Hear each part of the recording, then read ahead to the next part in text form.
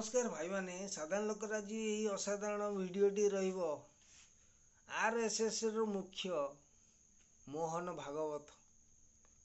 तांकर आह्वान रहिला हेले तुमे दुई तुमर तीन संतानर पितृत्व लाभ कर। आमे जेतेले आम बाल्य अवस्था आमे पाठ पढ़िथिले हमको स्कूल रे स्लोगान लिखि दिया होतला ग्राम ग्राम बुलिकी आमे बुलिकी कहूथिले आमे दुई आमर दुई किंतु वर्तमान पीढ़ी कौन है ना आमे दुई आमर एक दरकार पड़े जीरो भी अच्छा अनेक दिन समय व्यवधान रे भी जीरोटा वन हो किंतु मोहन भागवत कथाटी कहीं कहले आज आमे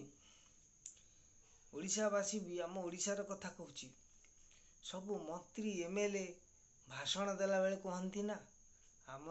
हूँ ओडिशावासी 4.5 कोटी को मंत्री एमएलए पाखे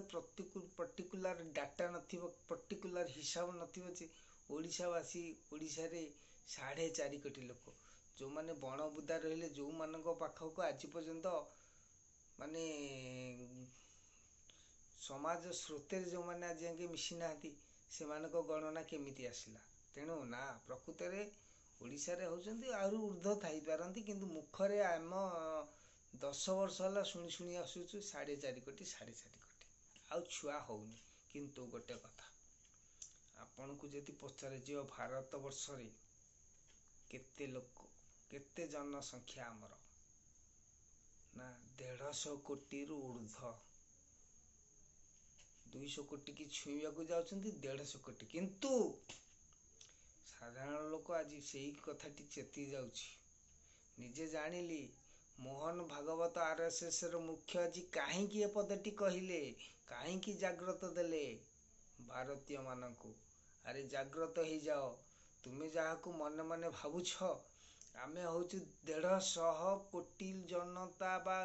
200 कोटी भली आमे ताहा ही भूल कारण प्रकृतरे भारतीयंकर जनसंख्या हेबो 90 कोटी हेबे ताठू ऊर्ध्व हेबेनी सेथिपाई जोठी गोटे कूल मुड़ी गला गला सुको आ गोटे कूल उठी जाउछि सेथिपाई मोहन भागवत कहले पूरा संतुलन रहिबो समाज चेती रुहरे भाई एबे ठारू एकाधिक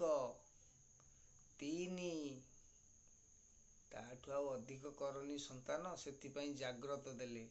कारण जहाँ को नेकी आपण चिंता करजंदी 150 कोटी भारत जनगणना सेतिरु 100 कोटी हुए तो भारतीय तेणु भारतीय माने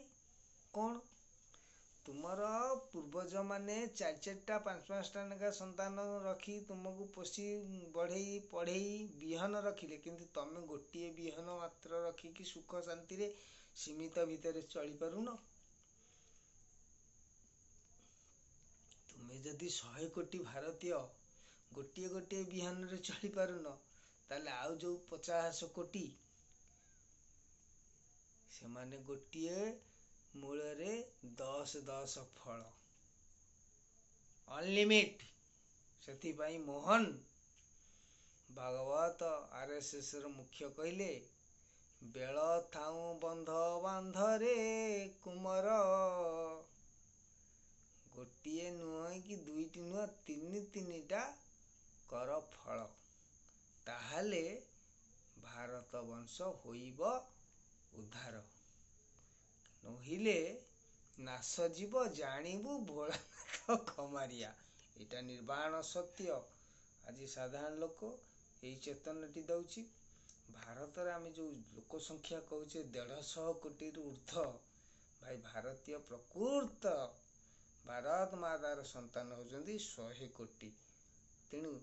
से कहले जदि एई भली भारतीय माने निर्बीज होई कि गोटिए गोटिए संतान सृष्टि करिवे ताहले कूल बुड़ी जीव आउ कूल रहियो नहीं मूल आसीबो कोठु सेथिपाई मोहन भागवत RSS मुख्य कहले एबे समय अछि ତିନିଟା ସନ୍ତାନର ସୃଷ୍ଟି କରନ୍ତୁ, ତାହେଲେ 150 କୋଟି ହେବେ, ନହେଲେ ନାଶ ଯିବେ।